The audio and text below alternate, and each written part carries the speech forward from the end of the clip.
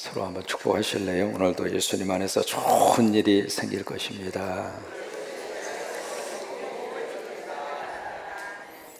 오늘 4절에 보시면 게으른 자는 마음으로 원하여도 얻지 못하지만, 이 말씀의 뜻이 뭐냐면 여기 게으른 자는 다른 말로 말하면 게으른 뱅입니다. 아직 인사가 아직 안 끝났어요.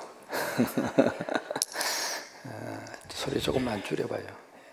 그 게으른 뱅이가 가지고 있는 마음의 어떤 그 소원이나 그런 것들은 어떤 일이 있어도 채워지지 않을 것이다. 그렇지만 부지런한 자가 갖는 마음의 계획과 그의 소원은 하나님이 채워주신다.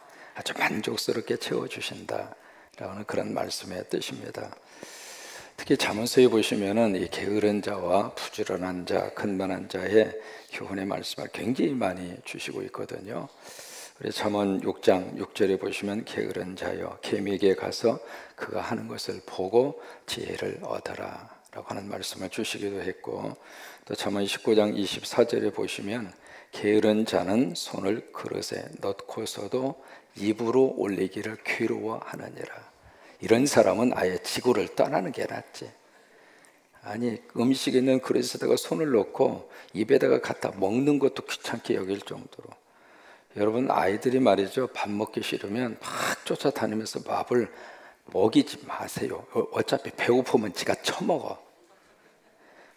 그냥 가지고 다니면서 막 20m, 30m, 100m를 뛰어다니면서 막 한쪽은 안 먹으려고 그러고 한쪽은 먹이려고 그러고, 먹이려고 하는 그 할아버지, 할머니, 부모님 심정은 이해를 하지만 아이들이 참 영리합니다.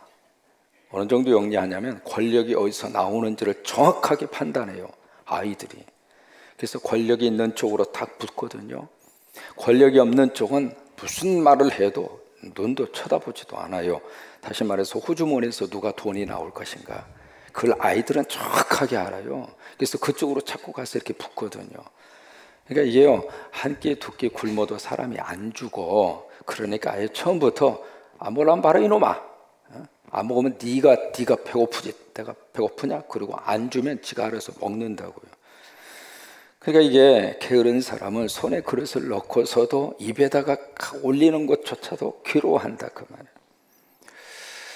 잠언 21장 5절에 부지런한 자의 경영은 풍부함에 이를 것이지만, 그러니까 부지런한 사람이 경영을 하는 그 기업과 사업의 현장은 풍부함으로 하나님이 복을 주시지만은 조급한 자는 풍핍에 이를 따름이니라. 그래서 이 게으름과 부지런함에 대해서 성경이 여기저기에서 많이 말씀을 하시고 있습니다. 우리가 은혜를 받고 성령을 받으면 삼쁨 현상이 나타납니다. 첫째는 어떤 현상이 나타나는가? 예쁨입니다. 예쁨. 은혜 받으면 참 묘해요. 벌써 말이 달라집니다. 전에는 그 말 속에 뼈가 들어가 있어서 말 한마디를 하더라도 사람의 속을 콕콕 찌르는 말을 했던 사람이 은혜 받고 성령 받으니까 말이 부드러워져. 아주 말 자체가 벌써 달라져요. 그게 성령 받은 사람의 첫 번째 특징이에요. 사도행전 2장을 보시면은 벌써 바벨탑에서 언어에 대한 혼란이 왔잖아요. 그래서 말이 안 통한 거예요. 사람이 말이 통하지 않으면 참 힘든 거예요. 괴로운 거예요. 같은 공간 안에 살면서도 말이 통하지 않으면 이건 딴 세상에서 사는 거하고 똑같은 건데, 이게 성령 받고 나서 사도행전 2장에 그들의 언어가 막 통한 거예요. 유고가 통하고 생각이 통하고 말이 통하고, 그래서 성령 받으면 벌써 말이 통하는 거예요. 우리 성광교회 이 믿음의 공동체는 서로 말이 통했으면 좋겠어요. 말이 불통이 되는 것이 아니라 말이 통하는 거룩한 역사. 그러니까 그런 그 예쁨의 역사가 나타나게 되는 거예요. 근데 이게 말이 바꾸어지면 사람이 얼굴이 달라. 지금 새벽에 오신 분들의 얼굴이 전부 다 이쁩니다. 서로 한번 축복해 주셨으면 좋겠어요. 아유, 형님 오늘따라 예쁘십니다.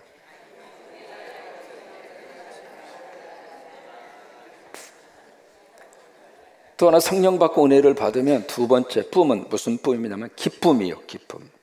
성령이 9가지 열매 중에 반드시 들어가 있는 열매가 희락입니다.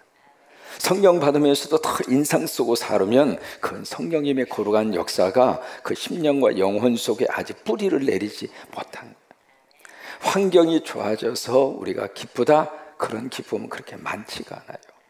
그냥 내 속에서 근본적인 하나님의 은혜 때문에 기쁜 거예요. 천국 때문에 기쁘고, 하나님 때문에 기쁘고, 예수님 때문에 기쁘고, 교회 올 수 있다는 것 자체 때문에 기쁘고, 새벽에 여기 앉아 있다는 자체 때문에 기쁘고, 하나님을 아버지로 부를 수 있어 기쁘고, 또 하나 내일 하나님이 나에게 주실 은혜 때문에 기쁘고, 오늘 예수님 안에서 좋은 일이 생길 줄로 믿으면서 기뻐하고, 그러면서 하늘을 보고 웃음을 터뜨릴 수 있는 기쁨. 목회하면서 그런 생각을 해보게 돼요. 담임 목사가 웃으면 성도들이 웃는구나. 담임 목사가 인상 팍팍 쓰고 있으면 교인들이 괴로워요. 여러분 집안에 있는 부모님들이 얼굴이 환하면 자녀들도 그 부모님을 보면서 마음의 편안함을 얻는 것처럼 똑같은 영적 원리가 그대로 있는 거예요. 그래서 어떻게 쓰는지 저는 좀 웃어보려고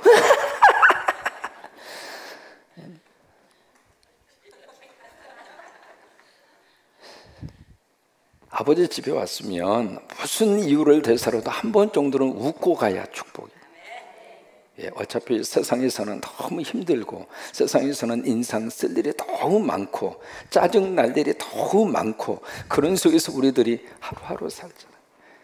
이게 돈 벌어 먹고 산다고 하는 것이 얼마나 힘든 거예요. 성도들의 삶의 자리에 이렇게 딱 들어가서 조금만 이야기를 들어보면 얼마나 힘드실까. 말 그대로 그냥 생존 경쟁, 전투 속에서 지금 하루하루 살면서 거기서 돈을 벌어야 되고, 거기서 자식을 길러내야 되고, 거기서 생활을 해야 되고, 이게 쉬운 일이 아니거든요. 근데 그렇게 살다가 아버지 집에 와서 참 좋다, 아버지 집에 있으니까 편하다, 아버지 집에 있으니까 너무나 행복하다, 그런 마음과 그런 하나님의 은혜를 받고 세상으로 가야 더 힘이 나서, 그래서 좀 이겨내고 다시 한번 거기서 다시 일어설 수 있고 그러잖아요. 그러니까 어떻게 쓰든지 아버지 집에 와서 한 번 정도는 웃고 가라고. 어떻게 하면 웃길 수 있을까? 참 목사가 망가져서라도 여러분이 웃을 수만 있다면 에이 할 거예요. 왜요? 성령 받고 은혜 받으면 하나님이 기쁨을 주세요. 바울과 실라 감옥 안에 있었잖아요. 감옥 속에서 무슨 일이 뭐가 있어요? 얻어 터져가지고 지금 전신에 다 멍이 들어있는 그런 상태고, 그리고 주의 일을 하다가 억울하게 감옥 속에 갇혀 있는데 무슨 웃을 일이 있겠어요? 그런데 한밤중에 기도하고 찬송하고, 그게 바로 뭐예요? 속에서부터 터져 나오는 영성이 있었다고 하는 거예요. 그 근본적인 힘이 어디서 나오는가? 바로 하나님이 주시는 기쁨이에요. 여러분, 예수님과 하나님 때문에 기쁨을 회복하셨으면 좋겠어요. 그러니까 성령님이 주시는 두 번째 뿜이 기쁨이에요. 세 번째로 은혜 받고 성령 받으면 삼쁨 현상이 나타났어요. 삼쁨 중에 세 번째가 바쁨이에요. 바쁨. 뭐 그렇게 바쁜지 말이죠. 주일전 왔는데 오늘 새벽에 또 와야 되고, 오늘 새벽에 왔으면 더 이상 안 와도 되는 게 아니요. 내일 새벽에 또 와야 되고, 내일 새벽에 가면 그 다음에 또 이게요, 예수 믿고 성령 받으면 아주 바쁜 거예요. 전도하기 위해서 바쁘고, 그냥 봉사하기 위해서 바쁘고, 그냥 여기 찾아가기 위해서 바쁘고. 나이 들어가면서 바쁜 게 최고로 행복한 거예요. 나를 부르는 데가 있는 것이 좋은 것이고, 나를 필요로 하는 데가 있는 것이 너무 감사한 것이고, 그러니까 그냥 정신없이 살다가 눈 떠보니까 천국이요. 그렇게 살다 가자고. 그냥 이것도 아끼고 저것도 아끼다가 나중에 언제 쓸 거예요? 그러지 마세요. 좋은 옷 있으면 빨리 꺼내서 내일부터 입어. 그 옷 언제 입으시려고 그래요? 세월 지나고 나면 몸매도 잘 안 맞아. 그러니까 빨리 꺼내서 입으시라고요. 여러분, 좋은 그릇 누구 위해서 그렇게 진열해 놓으시고 바라만 보고 계세요? 꺼내 쓰세요. 그러니까 우리가 바쁘게 열심히 정신없이 막 여기저기 주의 일을 위해서, 선교를 위해서, 헌신을 위해서 그냥 부지런히 열심히, 그게 성령님이 우리 안에 충만하면 나타나는 현상 가운데 하나예요. 게으를 틈이 없어. 게으를 틈이 없어. 세 가지 삼쁨. 첫째는 무슨 뿜이라고 그랬어요? 기억하는 의미에서 따라서 말하세요. 예쁨, 기쁨, 바쁨. 다시 처음부터 시작. 핫땀에 영리히여. 전부 다 기억하잖아. 다시 시작. 그래요. 세 가지 삼품. 우리 기독교가 이 땅에 들어와서 우리 한국 땅에 공헌한 바가 굉장히 많은데 그 중에 이제 크게 네 가지를 들 수 있습니다. 첫째는 교육입니다. 예수 그리스도의 복음이 들어와서 가장 많은 변화를 우리 조국에게 기여한 것이 바로 교육인데 그 당시만 하더라도 교육에 대해서 아주 무지했습니다. 이미 유럽에는 옥스퍼드 대학이 세워져 있었고 미국의 하버드 대학, 영국의 캠브리지 대학, 이게 벌써 역사가 수백 년 된 겁니다.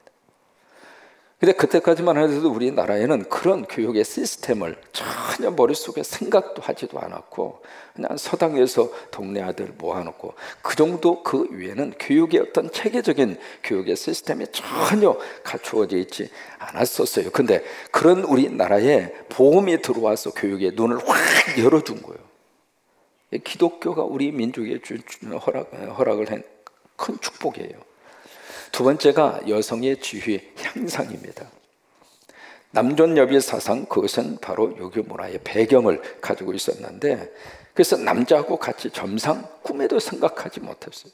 여자는 여자끼리 먹어야 되고 부엌에서, 남자는 남자끼리 먹어야 되고, 그래서 여자가 태어났다고 하는 그 자체가 마치 낳은 사람이나 태어난 사람이나 아주 불행하게 여기면서, 그래서 여자아이가 태어나면 막 울었어요. 제가 아는 여자 집사님도 딸을 셋을 낳았는데 세 번째 아이를 아들을 낳으려고 낳았대요. 근데 딱 보니까 세상에 이 아들이 아니고 딸이야. 그래서 그 애 얼굴을 아예 쳐다도 안 봤다는 거예요. 그런 세상이었거든요. 그런 세상에서 여자들이 철저하게 그냥 소외당하고, 근데 여성의 지위를 누가 향상시켜 주셨는가? 예수님이 올려주신 거예요. 지금 우리가 다 점상하잖아요.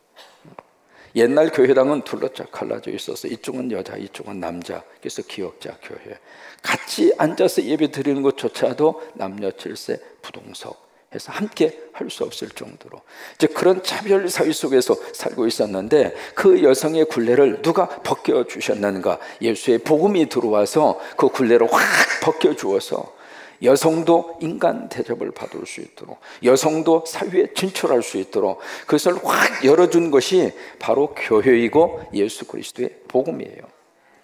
세 번째는 우상 숭배와 미신에서 벗어나도록 그 영향을 준 것이 바로 교회고 복음이고 예수 그리스도예요. 연초만 되면 가장 먼저 한 것이 바로 뭐냐면 토종 비결. 혹시 기억나세요? 빨간색으로 되어져 있는 거.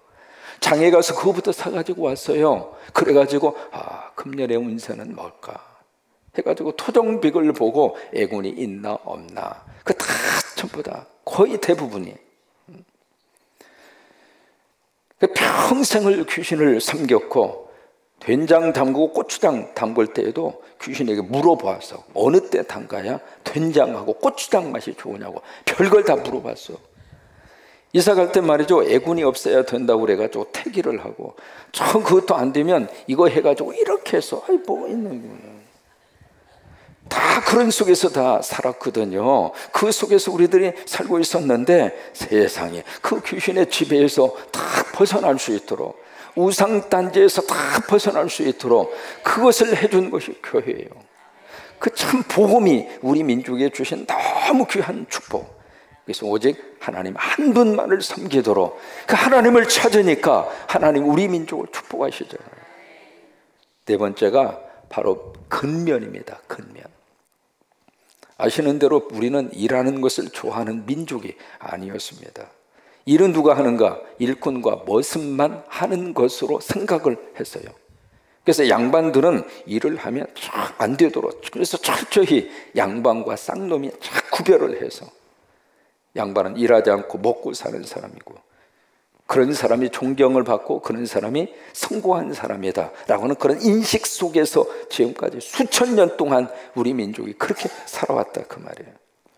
그래서 자녀들도 어떻게 쓰든지 일하지 않고 편하게 먹고 살도록, 그게 부모님들의 소원이었고, 마당에 고추를 이렇게 덜어놓았는데 비가 갑자기 팍 쏟아져. 쏟아지니까 양반이 대청마리 위에 가만히 앉아서 아니 그러면 고추가 그냥 창고로 그냥 스스로 알아서 지가 옵니까?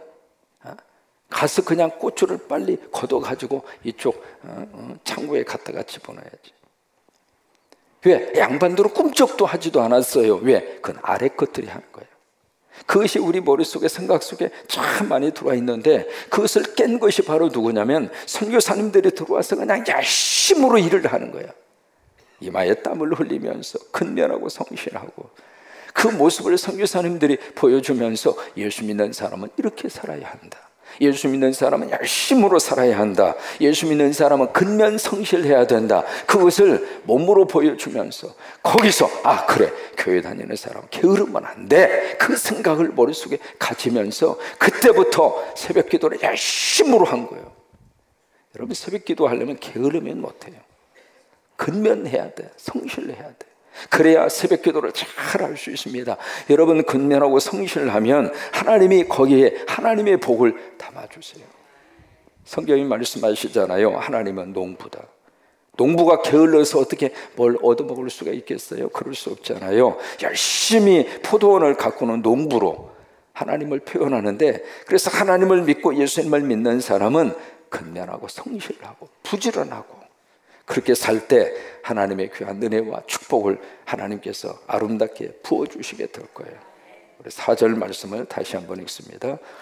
시작. 게으른 자는 마음으로 원하여도 얻지 못하지만 부지런한 자의 마음은 풍족함을 얻느니라. 그래요. 남궁옥 장로님이라고 계세요. 서울의 정릉교회 장로님. 이 장로님이 작사를 해서 탄생한 찬송가가 삼천리 반도 금수강산이라고 하는 찬송가예요.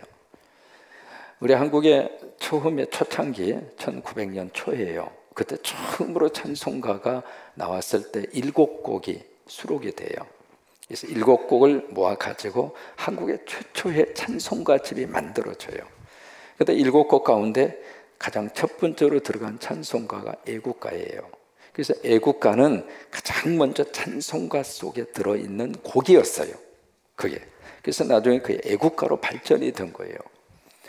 그 다음에 이제 찬송가가 조금씩 발전이 돼서 1923년도에 신정 찬송가라고 하는 것을 발행을 해요.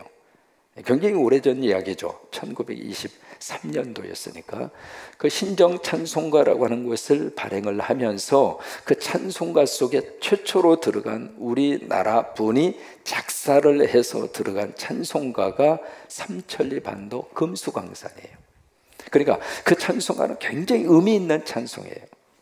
그래서 그 찬송을 딱 집어넣고 그냥 열심히 부르는 거예요. 삼천리 반도 금수강산 하나님 주신 동산 삼천리 반도 금수강산 그냥 막 열심히 막 이렇게 부르니까 일제시대 일본 사람들이 가만히 이렇게 들어보니까 세상에 일하러 가세 일하러 가 그것이 독립하러 가세 독립하러 가 그렇게 들린 거예요.